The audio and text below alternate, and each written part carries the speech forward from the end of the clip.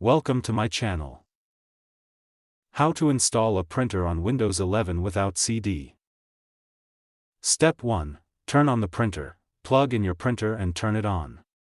Make sure there are no error lights or warning messages. Step 2. Connect the printer. Connect the printer using a USB cable or connect it to your Wi-Fi network if it's a wireless printer. Step 3. Open Windows Settings, click the Start menu, then go to Settings, Bluetooth devices, printers, scanners. Step 4. Add a new printer, click Add Device. Windows will search for available printers automatically.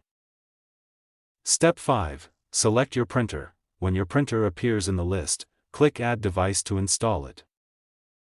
Step 6. Install the driver. Windows will download and install the required printer driver automatically if it's available.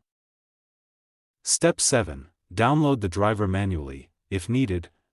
If Windows cannot find the driver, visit the printer manufacturer's website and download the latest Windows 11 driver. Step 8. Print a test page. After installation, open Printer Properties and print a test page to make sure everything works.